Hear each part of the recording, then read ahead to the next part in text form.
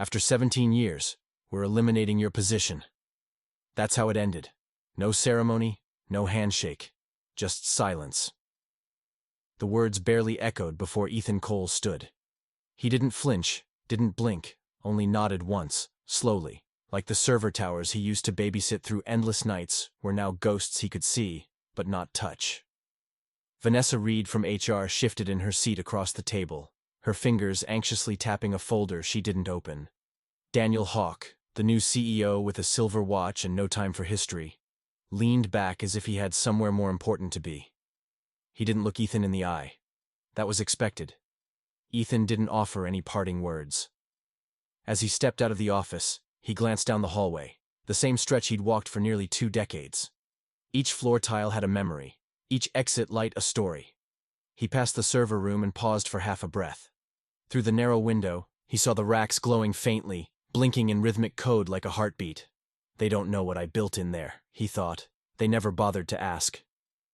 At his cubicle, 4th row from the left, 1 seat away from the vending machine, Ethan began packing. No rush, no panic, just measured movements. Family photo of Olivia in braces, now finishing grad school.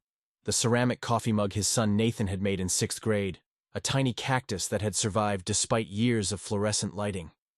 Around him, the office buzzed with the hush of people pretending not to watch. Young developers peeked over their monitors, eyes darting away as soon as he moved. Most had been trained by him. Bright kids, good instincts, but no real grasp of how the foundation worked. They didn't know that the systems they coded on were layered like sediment, and Ethan had written the original bedrock. Bethany from marketing whispered something behind him, but he didn't turn. He didn't need a final performance. Let the silence speak. At the elevator, Daniel stood just outside his office, arms folded. Watching. No words, no nod. Just confirmation that the relic was truly leaving the building. Ethan met his eyes briefly. Not with anger, but with something else. Something unreadable. The glass doors slid open. He walked out. It wasn't until he reached his car, a silver sedan that still had a parking sticker from 2007, that the weight settled in. He sat in the driver's seat, laid the box on the passenger side, and exhaled. It wasn't sadness. It wasn't even anger. It was adjustment.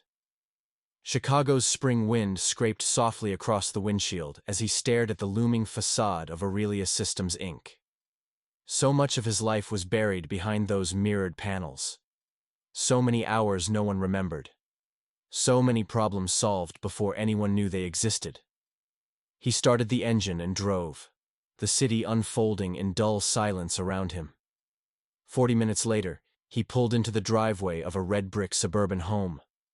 The porch light wasn't on. It never was during the day, but somehow the dim felt symbolic. Inside, the kitchen clock ticked louder than usual. Andrea, his wife, looked up from the sink. Her eyes met his. She didn't speak, didn't ask. Just poured him a cup of coffee and set it gently on the table, like someone placing flowers on a grave. "You're home early," she finally said, not as a question but as an offering. Ethan nodded and sipped. The warmth grounded him. "Need space?" she asked. "Just a bit," he said. In the corner of his home office sat an oak cabinet with a brass lock. Unassuming, overlooked. He opened the drawer with a key only he kept and retrieved a small, brushed steel drive the size of a lighter. Inside it were years of encrypted files, automated snapshots of internal systems, logs, data routes. Things he'd justified as backups for disaster recovery. Things no one ever questioned, because no one knew they existed. He plugged the drive into his personal laptop. Password prompt, fingerprint scan, 2-step authentication. It opened like a vault. Folders bloomed across the screen. He clicked into one labeled System Audit Internal. Inside, a dozen subfolders. Another folder caught his eye. Vendor Review, Altair Nexus. He paused. Altair Nexus. That name didn't register. Ethan had personally reviewed and onboarded every major vendor at Aurelius for the past 10 years. He'd never seen this name in a single procurement file. He clicked. Invoices, payment chains, IP addresses. Everything looked polished. Too polished. He skimmed line by line, eyes narrowing. Dates matched with system upgrades that never happened. Signatures from department heads he hadn't spoken to in months. One document stood out, an approval form signed off by Daniel himself. Not unusual. Except the listed services were vague. Digital optimization support. Legacy system assessment. And the fees, 5 times the norm. He scrolled further and found a hidden folder tucked 3 levels deep. It opened into a string of access logs, remote terminal entries, financial disbursements, and then, the kicker, an internal audit timestamped at 3:47 a.m. 3 weeks ago. Unauthorized access from Daniel's executive terminal to finance servers Ethan had personally firewalled. He stared at the data, a slow chill settling into his spine. They think I'll go quietly. He leaned back in his chair and clicked, extract all. As the files downloaded to a secondary drive, his eyes locked on the top right corner of the screen where the company logo still lived, embedded into the system dashboard. Aurelius Systems. They had made a mistake. He opened a hidden folder, timestamps, signatures, access logs, all pointing upward. The real story wasn't in the servers. It was in who had tried to delete the logs.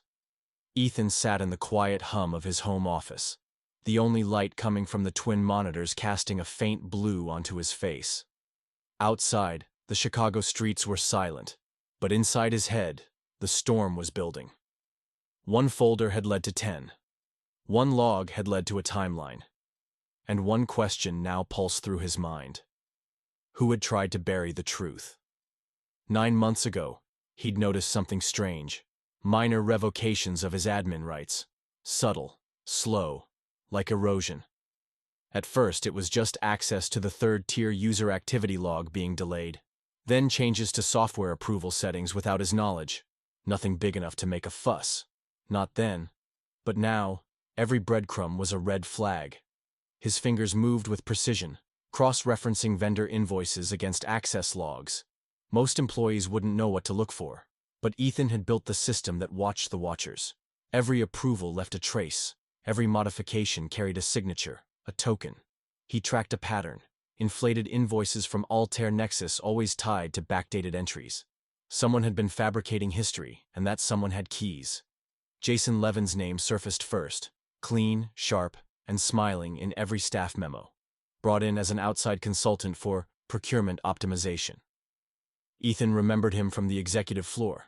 Charming, aloof, but oddly present during internal meetings he had no business attending. He dug further, narrowing timeframes. That's when he saw it. Several approvals for overpriced licenses, all routed through Jason's credentials.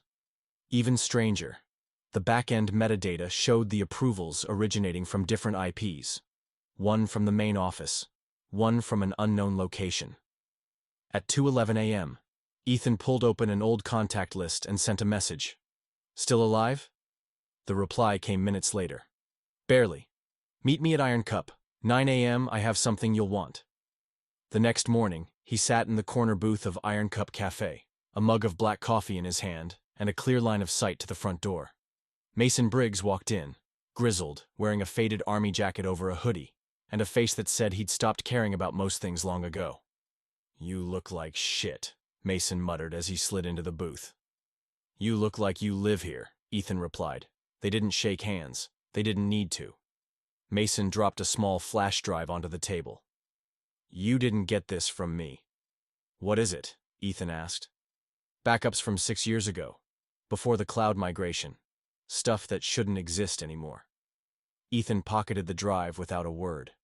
Mason sipped his coffee and added, whatever you're digging into, be careful.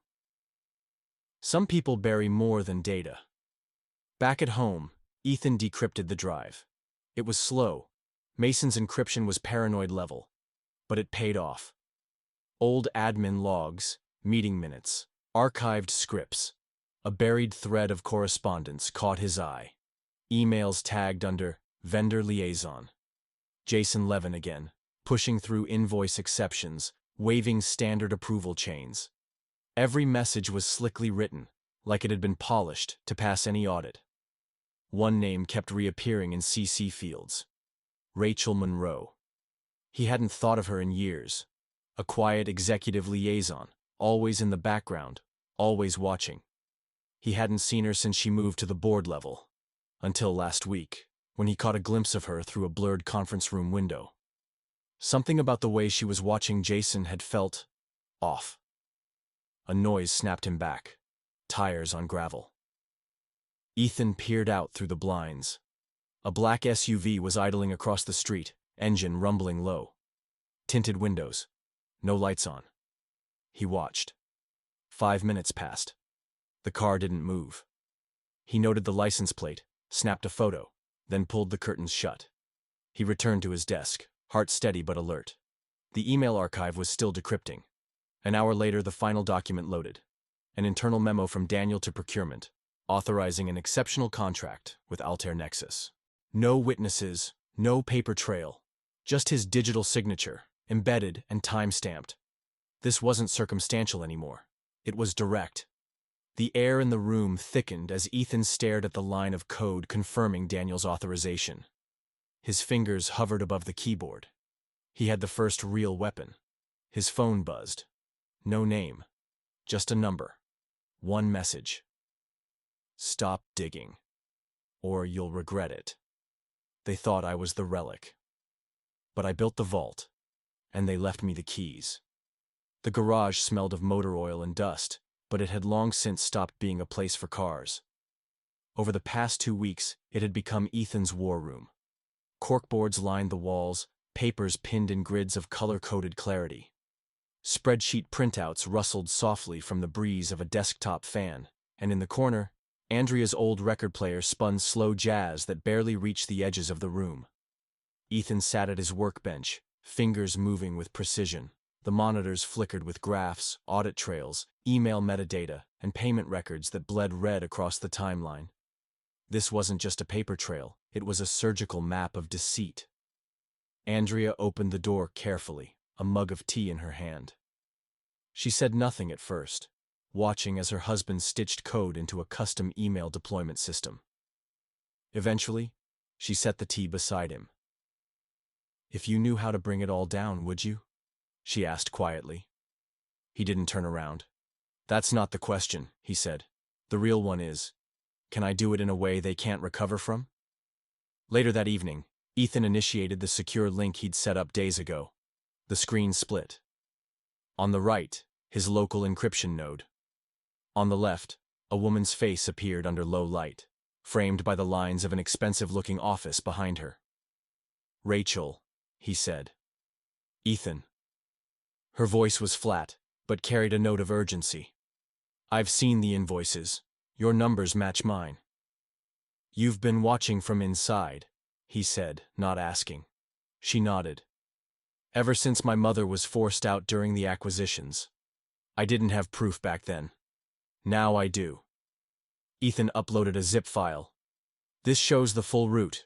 Fake vendors, ghost approvals, shell company structures. Jason's name is everywhere. Daniel's digital signature ties the loop." Rachel scanned the preview on her end, her lips tightening. "The board's financial review is Friday. I'll make sure this hits just before the final vote." "Then that's our drop point," Ethan replied. "But it won't come from you or me. It'll come from the system." He turned back to his interface, setting parameters into the auto-scheduler. He layered triggers, system clock sync, token validations, off-site redundancy in case of failure. Then, deeper still, he created a bypass, a dead man's switch. If his accounts were revoked, if his access terminated without specific whitelisted exceptions, the full report would release automatically to the board, internal audit, and the press. Behind him, Andrea leaned against the doorframe. "Do you trust her?" she asked. Ethan kept typing. "I trust that she hates them more than I do." Outside, the wind had picked up, but inside the garage, the temperature dropped for a different reason. A low tone echoed from the corner of Ethan's desk. He turned to see his backup phone flicker. No call, no message, just a ping. Silent. Clean. Someone had pinged his number across 3 cell towers. They were tracing him. Ethan shut off the phone, removed the battery, and dropped it into a sealed bag before pulling a new one from a lead-lined case in the drawer. By midnight, the house was quiet again. Andrea found him asleep at the desk, head tilted to the side, soft breathing, a faint smile on his lips. Jazz still played from the record player, now on its third loop. On the screen above him, the system scheduler blinked in steady rhythm, delivering in 4 days. Wednesday was supposed to be just another quiet day. Instead, it became the day Ethan pulled the first thread and watched the fabric of deception begin to unravel. From the window of his third-floor home office, Ethan watched the fog lift from the streets of downtown Chicago. Across the river, the Meridian Executive Building stood like a monolith. Glass, steel, and secrets. He sipped his coffee slowly, steady fingers hovering over his keyboard. Daniel's old warning echoed faintly in his mind. Be careful what you dig into. Some systems don't want to be debugged. Ethan smiled to himself as he opened a clean browser session through a virtual machine. The email address he used had been set up years ago for internal phishing simulations. Back then, Daniel had praised his ingenuity. Today, it would be Daniel's undoing. He composed the message with care. No drama, no threats, just facts. Subject: financial irregularities, urgent review needed body. Multiple payment cycles linked to Altair Nexus show inconsistencies. Vendor records contradict procurement logs. Recommendation: internal review before this escalates. No signature, no attachments, just enough to raise alarm bells. He hit send at 8:47 a.m. Then, he closed the laptop, grabbed his coat, and headed out the door. The coffee shop across from Meridian buzzed with energy. Suits filed in and out, tapping phones, muttering about meetings. Ethan sat at the corner table, laptop open again. This time monitoring behavior, not systems. At exactly 9:12 a.m., Daniel stormed into the glass-walled executive suite on the 10th floor. He was holding his phone like it might combust. 10 minutes later, Vanessa entered the same room, flustered, clutching a tablet. Ethan's inbox chimed. From Vanessa.reed@meridianlegal.com. Subject: immediate cease and desist body. Mr. Cole, your recent communication constitutes a violation of the severance agreement. Any further contact with Meridian employees will result in legal action. Ethan didn't flinch. He hadn't signed any severance agreement. At 10:30, he accessed his Cloud Mirror archive and began pulling files. Timestamps, approval chains, login histories. He double-checked each document's metadata, cross-referencing with off-site logs from his encrypted backups. All intact, all irrefutable. Back at Meridian, Stephen messaged him. Brief, cautious. Stephen, signal. Did you just poke the hornet's nest? Ethan. Watch the nest. That's where the truth leaks. Stephen didn't reply. By noon, Ethan had gathered the signatures he needed. 14 fraudulent vendor approvals, all signed off by Daniel or Alan Carter, the CFO. Patterns emerged like footprints on fresh snow. At 1:04 p.m., his burner phone rang. Unknown number. Mr. Cole, said a smooth, practiced voice. This is Alan Carter. I believe there's been a misunderstanding. Ethan leaned back, letting the silence stretch. Let's be adults, Alan continued. We all want what's best for Meridian. I can arrange a more generous severance, a consultant role even. No strings, just mutual understanding. Ethan exhaled slowly. You think this is about money? Alan chuckled. Everything is about money. Ethan's tone dropped. This is about rot, and you're standing at the center of it. Careful, Alan said, voice hardening. You're walking a legal tightrope. And you're dancing on a minefield, Ethan replied. Push me, and I'll make this public. Not just to your board, to the press, to regulators, to everyone who's trusted this company for the last decade. Alan was quiet for a beat. We can give you whatever you want, he said. Ethan's reply was ice cold. What I want is for all of you to fall. By Thursday morning, the storm was brewing, but only Ethan knew how hard it would hit. Rain tapped gently against the windows of his home, but inside, Ethan moved like a man executing a final symphony. On the dining table, The printer whirred softly, feeding out pages filled with damning data. Transactions, approvals, digital fingerprints. He slid each into a sleek black folder, labeled with a single word in bold, evidence. Bethany's voice echoed in his mind. You built this place, Jake. They just decorated it. He remembered the day she said that. She'd stood by his desk, shaking her head as if the walls themselves should protest his firing. And now? Now those walls would listen. Ethan walked into the garage. The far wall opened to reveal what looked like a vintage tool cabinet, but was, in fact, a biometric-secured vault. Inside were backup drives, encrypted thumbsticks, and a paper trail meticulously preserved over years. He selected 3 drives, double-checked their integrity, and tucked them into a waterproof case. At noon, he parked near Riverwalk Park. A discreet black sedan rolled up beside him, and Robert Chen stepped out, coat tight against the wind, eyes sharp despite his age. Ethan, he greeted, voice low. Robert, thanks for coming. They sat on a bench under a sycamore tree, the city noise muffled by distance and drizzle. This is it, Ethan said, handing over the folder and a flash drive. You'll find a complete timeline, vendor registrations, login trails, even emails between Daniel and Alan coordinating the payments. Robert flipped through a few pages, face hardening. You're not doing this for revenge, are you? No, Ethan replied. I'm doing this because I once believed in what we were building. Robert nodded. Emergency board session starts in an hour. This will hit them like a freight train. It should, Ethan said quietly. They earned it. As Robert left, Ethan returned home and opened a secure script on his laptop. He uploaded selected excerpts from the dossier, clean enough for public viewing, damning enough to destroy reputations. Schedule email. Recipient group, all employees plus board. Subject, transparency, begins now.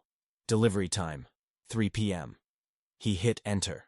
In the Meridian Executive Boardroom, the atmosphere shifted the moment the screens flickered. Graphs, names, amounts, signatures. It was all there. Jason Phillips blinked at the documents pouring across the screen, lips moving but no sound escaping. Alan Carter's forehead gleamed with sweat, hands clutching his chair like a lifeline. Daniel slammed his palm against the table, snarling something about sabotage. Robert Chen remained silent, flipping through the printed report Ethan had handed him. Outside, employees began reading the email. Cubicles fell silent. People exchanged glances. Some stood, some sat down slowly. At exactly 3:16 p.m., Ethan's phone buzzed. Stephen, signal. Police just arrived. Daniel's face is white. Phillips looks like he's about to faint. What did you do? Monday arrived not with dread, but clarity. Ethan walked back into the company that betrayed him, this time, not as a victim. The revolving glass doors of Meridian HQ whispered open, and for the first time in months, Ethan didn't avoid the building's mirrored surfaces. He walked past the security desk where new guards now stood with firmer stances and keener eyes. The receptionist glanced up, blinked, and stood. Good morning, Mr. Cole. He gave a small nod. No badge, no scan. They were expecting him. The elevator ride was silent, swift.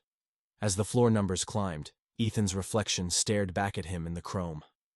Same face. Different man.